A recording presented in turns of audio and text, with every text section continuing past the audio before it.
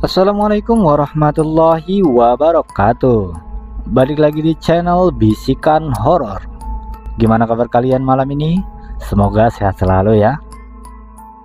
Oke, malam ini saya akan ceritakan cerita horor spesial. Cerita ini dikirim oleh saudari kita bernama Amel dari Jawa Tengah. Halo Amel. Kisah ini katanya benar-benar dialaminya sendiri, tentang bagaimana ia hampir dijadikan korban tumbal oleh keluarganya demi pesugihan usaha keluarga. Ngeri banget ya. Di dalam cerita ini nama Amel disamarkan, jadi kita sebut saja namanya Maya. Oke, sebelum kita lanjut, yang belum subscribe jangan lupa subscribe dan tekan juga lonceng notifikasinya agar tidak ketinggalan cerita-cerita seram berikutnya. Daripada penasaran bagaimana kisahnya Amel, langsung saja ke ceritanya.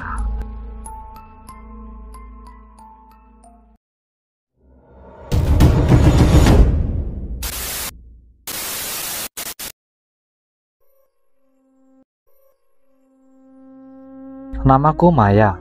Aku anak pertama dari 3 bersaudara. Aku tinggal di sebuah desa kecil di pinggiran kota. Tepatnya di sebuah rumah sederhana yang dindingnya masih dari papan kayu, atapnya seng berkarat. Dan ketika hujan deras, suara gemercik air menetes ke lantai. Jadi lagu yang sudah bisa kami dengar sejak aku kecil.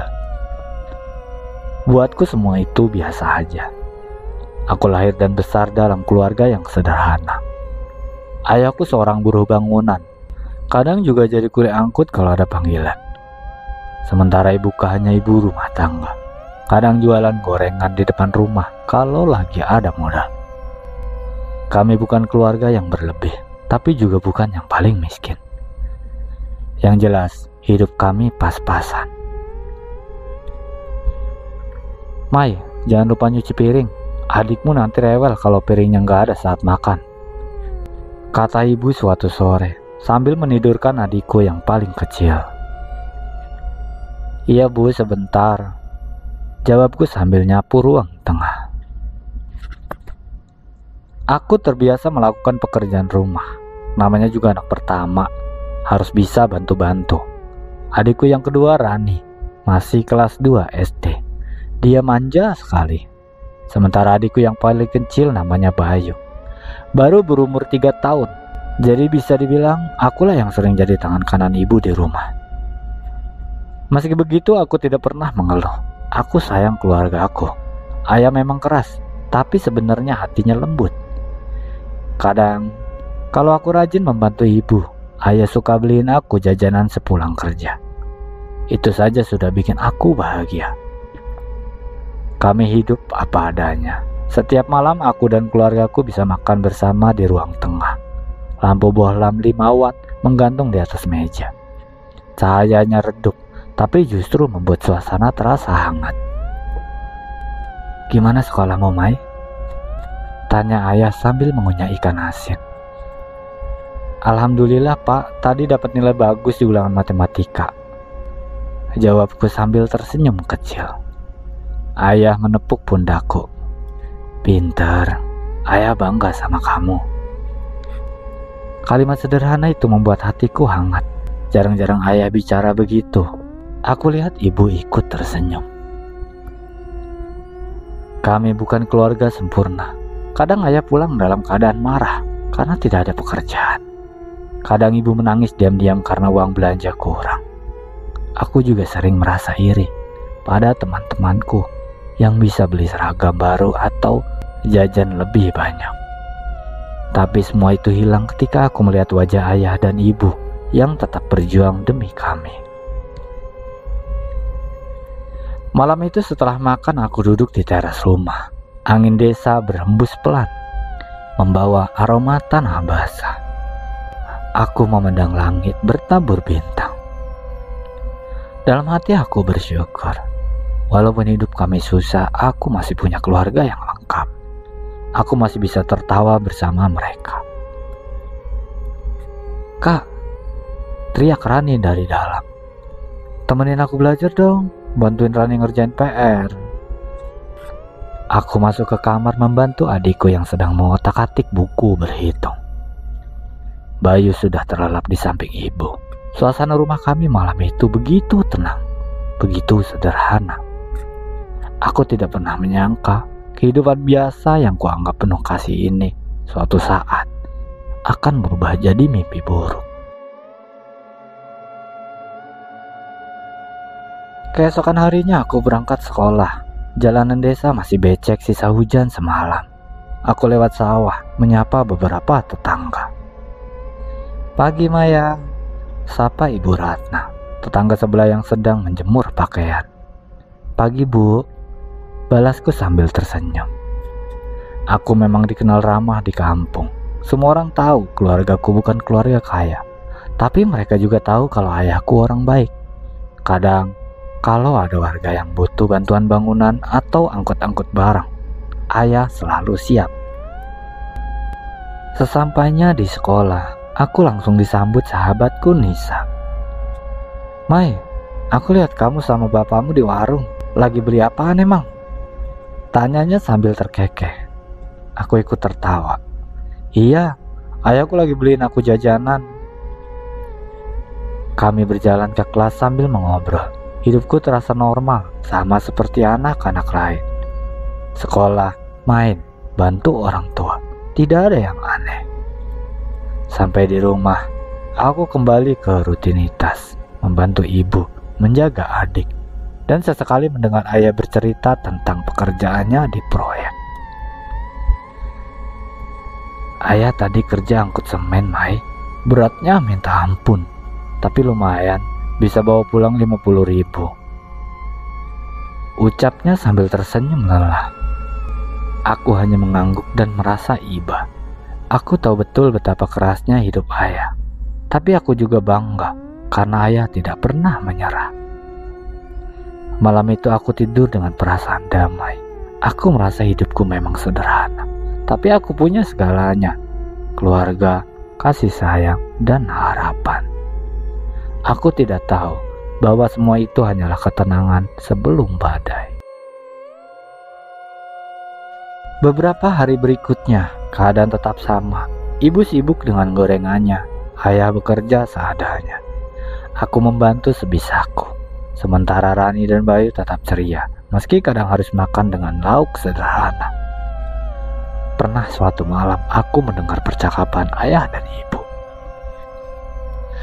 "Bu, apa kita bisa terus begini? Pendapatan kita selalu kurang. Anak-anak butuh uang untuk ini dan itu. Belum sebentar lagi Maya ujian dan kenaikan kelas. Itu butuh biaya banyak, Bu." Suara ayah terdengar lirih.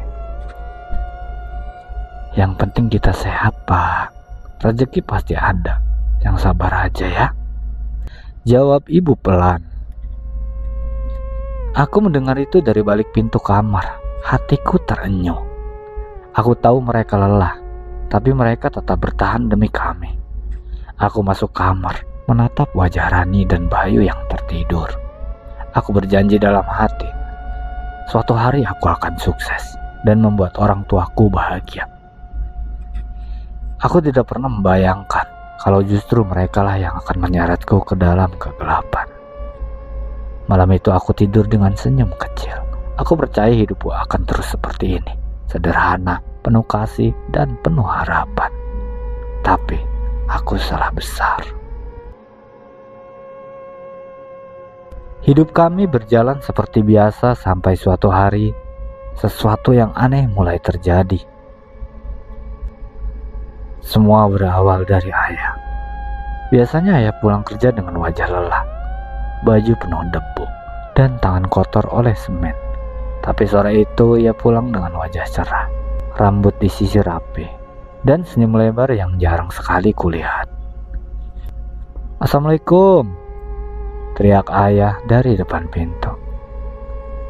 "Waalaikumsalam," jawab ibu sambil menyusul ke teras. Aku ikut keluar, heran melihat ayah menenteng kantong plastik besar. "Ayah bawa apa?" tanyaku. Ayah membuka plastik itu. Isinya buah-buahan segar, bahkan ada daging sapi sekilo. Hari ini kita makan enak, katanya bersemangat. Aku dan Rani saling pandang. Biasanya kami hanya makan ikan asin atau tempe, jarang sekali ada daging. Mayan Mai, ayah dapat rezeki besar hari ini, ucapnya sambil menepuk pundakku. Aku tersenyum ikut senang, tapi di dalam hati ada rasa heran. Dari mana ayah dapat uang sebanyak itu? Hari-hari berikutnya keanehan itu makin terasa. Ayah tidak lagi pergi ke proyek bangunan. Ia lebih sering di rumah, tapi entah kenapa uang selalu ada. Bahkan, ibu mulai membeli barang-barang yang dulu hanya bisa kami lihat di rumah tetangga. Lihat kak, ibu beli kulkas baru. Yeay, kita punya kulkas, teriak Rani dengan ceria. Hah? Ibu beli kulkas baru? Aku menoleh. Benar, di dapur kulkas mengkilap sudah berdiri. Padahal dulu kami bahkan tidak punya uang buat beli kipas angin. Mungkin rezeki ayah lagi bagus, jawabku mencoba positif. Tapi rasa heran itu tidak berhenti. Beberapa minggu kemudian rumah kami direnovasi. Tukang bangunan datang, mengganti dinding kayu dengan tembok bata. Atap sering berkarat diganti genteng merah yang kokoh. Tetangga mulai berbisik. Wah, cepat sekali ya mereka kaya. Ku dengar Bu Ratna bergumam saat lewat depan rumah. Iya, padahal dulu susah, sekarang bisa bangun rumah megah. Aneh ya? Sahut yang lain. Aku mendengar itu, tapi kupaksa untuk tidak peduli. Aku merasa senang karena rumahku jadi lebih bagus. Perubahan makin terasa ketika ayah membeli mobil bekas. Aku benar-benar tidak percaya ayah yang dulu naik sepeda tua ke proyek, kini bisa nyetir mobil, membawa kami jalan-jalan ke kota. Kak, lihat, kita punya mobil sekarang, teriak Rani kegirangan. Aku tersenyum, meski dalam hati ada sesuatu yang mengganjal. Di jalan aku menoleh ke arah ayah. Kok bisa tiba-tiba punya banyak uang? Apa ayah dapat kerjaan baru? Tanyaku penasaran. Ayah terdiam sejenak, matanya lurus ke jalan. Iya, bisa dibilang begitu. Pokoknya ayah kerja keras dan Tuhan kasih jalan. Aku mengangguk pelan. Jawaban itu tidak sepenuhnya memuaskanku, tapi aku tidak mau membantah. Beberapa bulan berlalu, kehidupan kami berubah total. Dulu makan seadanya. Sekarang hampir setiap hari ada lauk daging atau ayam. Dulu rumah reot, sekarang sudah seperti rumah orang kaya. Aku sendiri ikut menikmatinya. Bisa jajan lebih banyak, bisa beli baju baru, bahkan bisa ikut les tambahan di sekolah. Tapi entah kenapa di balik semua kemewahan itu aku merasa ada yang tidak beres. Suatu malam aku terbangun karena haus. Saat berjalan ke dapur, aku mencium bau aneh, seperti bau kemenyan atau dupa yang terbakar. Aku mengikuti baunya, dan kudapati ruang tamu penuh dengan asap tipis. Lampu sudah dimatikan, hanya ada cahaya redup dari lilin kecil di lantai. Aku melihat silhuet ayah duduk bersila. Di depannya ada sesaji, bunga 7 rupa, air putih, dan seekor ayam hitam yang sudah disembelih. Aku membeku. Pak, panggilanku dengan suara bergetar. Ayah menoleh cepat, matanya tajam. Maya, ngapain kamu di sini? Aku terkejut, belum pernah ayah sekasar itu padaku. Saya cuma mau minum, Pak. Ayah terdiam sejenak, lalu berdiri. Sudah, masuk kamar sana. Jangan pernah keluar kamar kalau sudah malam. Aku mengangguk cepat lalu berlari kembali ke kamar. Jantungku berdegup kencang. Malam itu aku tidak bisa tidur. Aku mulai sadar kekayaan ini mungkin tidak datang dengan cara yang wajar. Keesokan harinya aku berusaha bertanya pada ibu. Bu, kemarin malam Maya lihat ayah di ruang tamu. Ada bunga, ada ayam. Itu apa ya, Bu? Tanyaku dengan hati-hati. Ibu tersenyum kaku. Kamu salah lihat kali, Nak. Ayahmu cuma lagi doa itu. Jangan banyak tanya-tanya ya. Tapi Bu, sudah. Potong ibu dengan suara keras. Kamu masih kecil. Jangan ikut campur urusan orang tua. Aku terdiam. Baru kali ini ibu membentakku seperti itu. Biasanya beliau lembut sabar. Aku semakin bingung. Hari-hari berikutnya kejanggalan makin terasa. Setiap malam aku sering terbangun karena suara-suara aneh. Kadang suara orang berbisik, kadang suara seperti hewan menggerang. Bau kemenyan juga sering tercium. Meski tidak ada orang yang menyalakan dupa. Suatu malam aku mendengar suara ayah berbicara dengan seseorang di ruang tamu. Suaranya pelan, seperti sedang bernegosiasi. Semua sudah saya berikan, tapi jangan ganggu anak-anak saya. Aku menelan ludah. Aku tidak mengerti apa maksud ayah. Tetangga mulai semakin sering membicarakan keluargaku. Cepat sekali ya mereka kaya. Jangan-jangan ada yang aneh, kata seorang bapak di warung. Iya, aku dengar katanya suka ada bau kemenyan dari rumahnya, saut warga yang lain. Aku mendengar itu semua, tapi aku tidak bisa menjawab. Hanya ada satu hal yang pasti, keluargaku tidak lagi sama seperti dulu. Malam itu sebelum tidur aku menatap rumah baruku yang megah. Dulu aku bermimpi punya rumah seperti ini. Dulu aku ingin keluarga kami tidak kekurangan. Tapi sekarang entah kenapa aku justru merasa takut. Perasaan hangat dan aman yang dulu selalu ada perlahan hilang terganti dengan hawa asing yang dingin. Aku mulai bertanya-tanya, sebenarnya apa yang sedang disembunyikan ayah dan ibu dariku? Dan apa hubungannya semua ini denganku? Sejak keluargaku mendadak kaya, rumah ini terasa berbeda. Bukan cuma karena dindingnya kini tembok bata yang kokoh, atau karena perabotan baru yang mengisi ruang tamu. Tapi ada sesuatu yang tidak bisa dijelaskan. Sesuatu yang membuat bulu kuduku meremang setiap kali matahari terbenam. Malam-malam di rumah kami sudah tidak lagi sunyi seperti dulu. Ada saja suara-suara aneh yang muncul. Kadang aku mendengar langkah kaki berat di lorong rumah. Padahal aku tahu semua orang sudah tertidur. Kadang terdengar suara perempuan berbisik pelan, seolah sedang membaca sesuatu di telingaku. Dan yang paling sering, aroma dupa bercampur bunga melati tiba-tiba memenuhi udara tanpa alasan. Suatu malam aku terbangun karena merasa haus. Saat aku turun ke dapur, suara bisikan samar terdengar dari ruang tamu. Aku menahan napas, mencoba mendengar lebih jelas. Ingat, syarat harus dipenuhi. Kalau tidak, semuanya akan hilang. Itu suara asing, bukan suara ayah, bukan suara ibu. Suaranya berat, serak, dan dingin. Aku mengintip dari balik pintu dapur. Di ruang tamu, aku melihat ayah duduk bersila di lantai, berhadapan dengan seseorang lelaki tua berjubah hitam. Wajahnya tidak jelas karena ruangan remang-remang, hanya diterangi lilin kecil. Ayah terlihat tegang. Saya mengerti, tapi jangan buru-buru, saya butuh waktu. Tidak ada waktu lagi. Ingat, kekayaan tidak datang cuma-cuma. Harus ada gantinya. Aku menahan napas, tubuhku gemetar malam itu.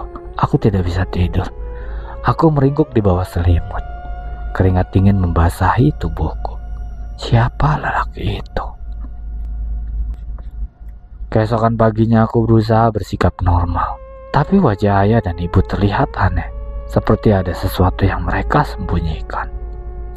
Aku memberanikan diri bertanya pada ibu. Bu, semalam ayah dengar ada orang di ruang tamu. Siapa ya? Ibu langsung terdiam, lalu menoleh padaku dengan tatapan tajam. Kamu salah dengar, Nak. Tidak ada siapa-siapa kok. Tapi Bu, aku jelas dengar. Sudah, jangan ikut campur urusan orang tua. Aku tercekat. Ibu yang dulu lembut sekarang berubah jadi keras setiap kali aku bertanya soal itu. Hari-hari berikutnya kejadian aneh makin sering. Kadang tengah malam pintu kamarku bergetar sendiri, seperti ada yang menggedor-gedor dari luar. Waktu ku buka tidak ada siapa-siapa. Kadang aku terbangun karena mendengar suara orang menangis di ruang tamu. Suara perempuan, lirih, sedih. Tapi saat aku intip ruang tamu kosong. Rani juga mulai merasakan hal aneh. Kak, semalam aku mimpi ada orang besar di pojok kamar. Mukanya serem banget. Rani berkata dengan wajah pucat. Aku tercekat.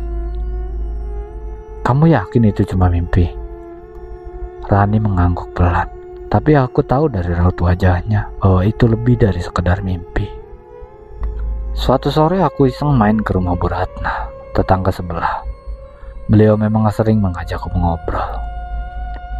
Mai, kamu sehat? Tanyanya sambil menyuguhkan teh hangat. Alhamdulillah sehat Bu, jawabku. Bu Ratna menatapku lama lalu berbisik. Kamu hati-hati ya Mai, rumahmu sekarang beda.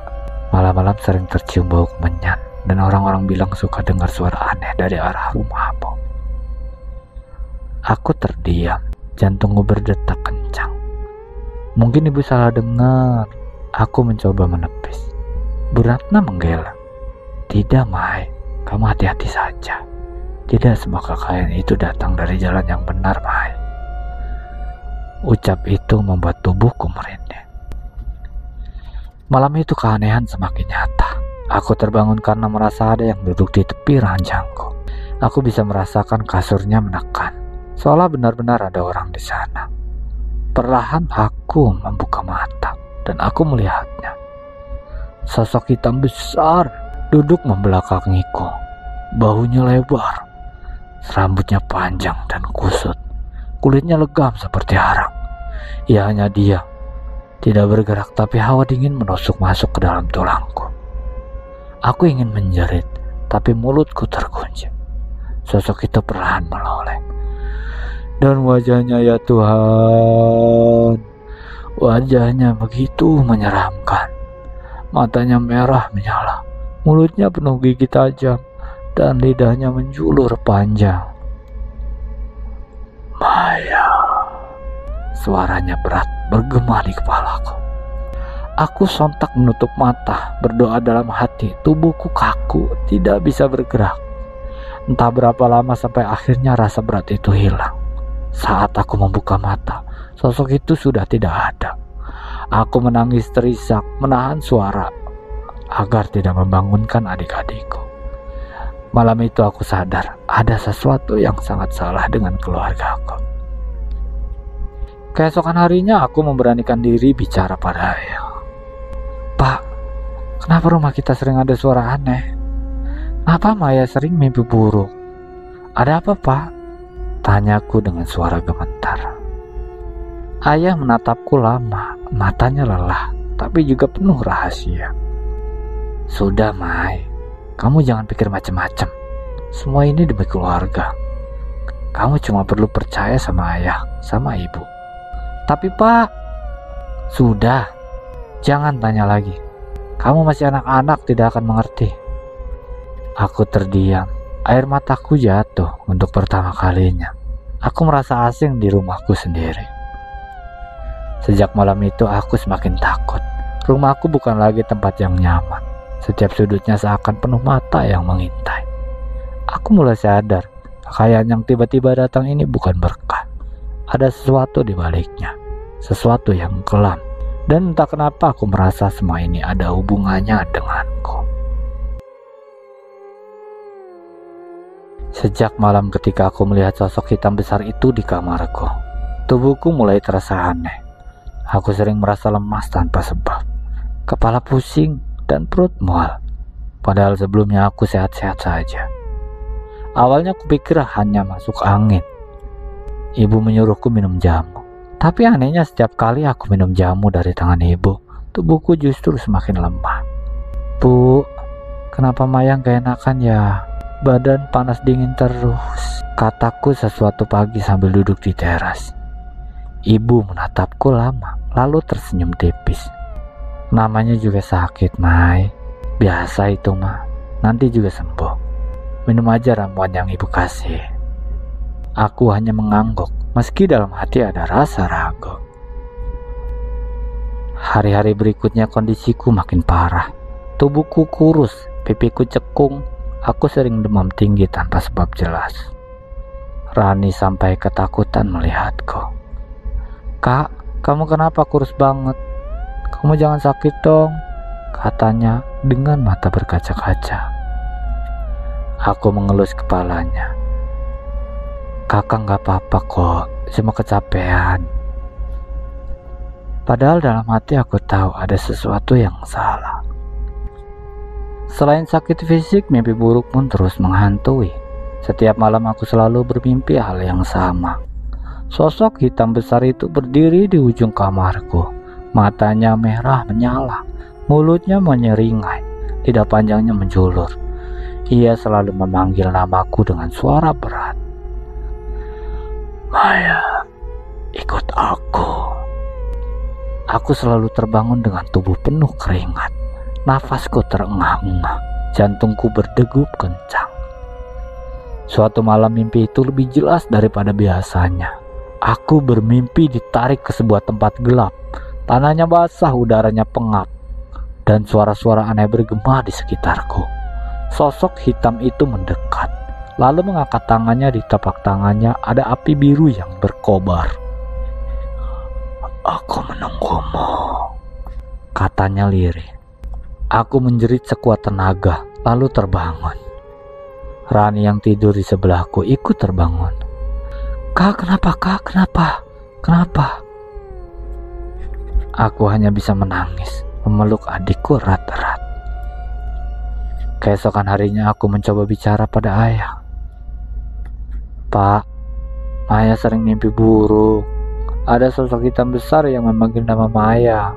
Maya takut, Pak. Ayah terdiam lama, lalu dengan suara pelan ia berkata, itu cuma mimpi, Mai. Jangan terlalu dipikirkan. Tapi Pak, sakit Maya juga aneh. Badan kurus terus, gak ada tenaga. Kayak ada yang ngisep energi Maya.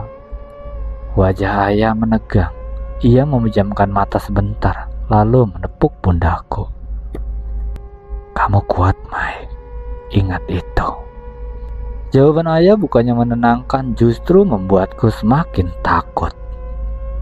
Tubuhku makin lama makin lemah. Aku bahkan tidak sanggup sekolah beberapa hari.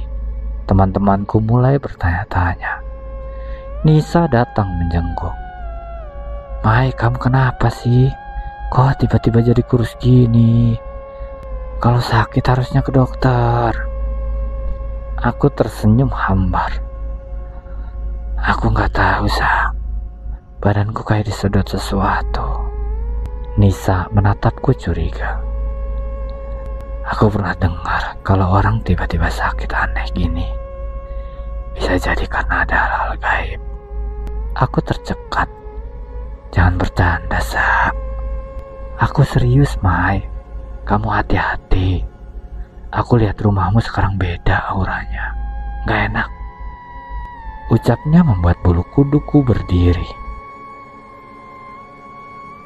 Malam itu aku kembali terbangun.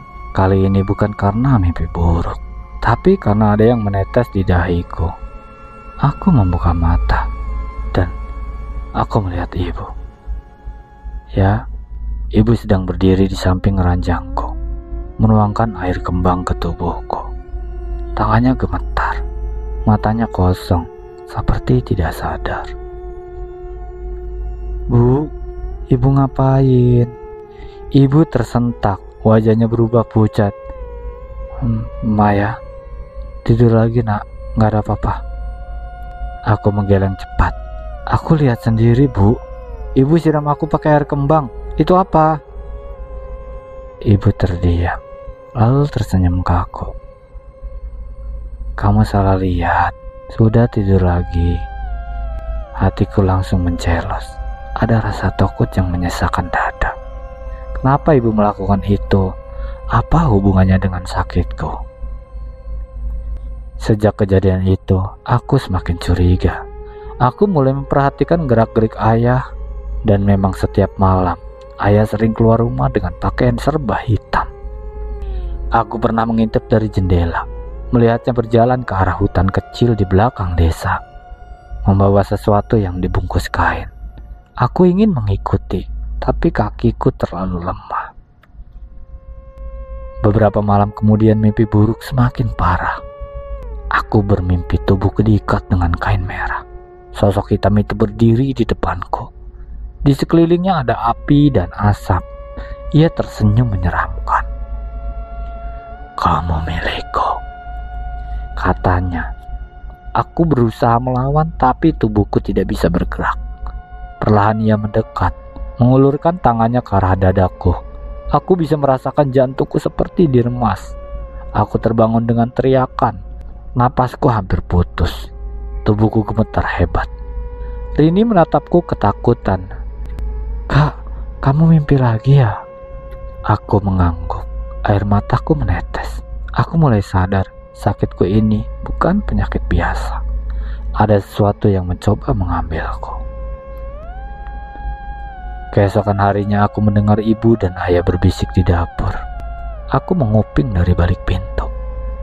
Badannya makin lemah. Tanda-tanda sudah jelas. Kata ibu pelan. Berarti sebentar lagi waktunya. Jawab ayah dengan suara dingin. Aku menutup mulutku, menahan teriakan. Jantungku hampir berhenti. Mereka, apa maksudnya? Waktunya untuk apa? Hari itu, aku resmi kehilangan rasa aman. Keluargaku sendiri terasa asing. Ayah dan ibu tidak lagi seperti dulu. Aku mulai berpikir, jangan-jangan semua sakit dan mimpi buruk ini ada hubungannya dengan kekayaan mereka. Dan jangan-jangan aku adalah bagian dari sesuatu yang mengerikan. Sesuatu yang bahkan belum berani aku ucapkan. Bagaimana cerita kali ini? Serem tidak? Cukup mendebarkan ya. Jika kalian suka, jangan lupa tekan like dan tinggalkan komentar di bawah. Untuk yang baru bergabung, silahkan subscribe dan aktifkan lonceng notifikasinya agar tidak ketinggalan cerita-cerita seram berikutnya. Mohon dukungannya agar channel ini bisa berkembang. Jika ada salah-salah kata, mohon dimaafkan. Saya undur diri, sampai jumpa di cerita berikutnya. Wabillahi taufiq wal hidayah. Assalamualaikum warahmatullahi wabarakatuh. Salam bisikan horor. Bye bye.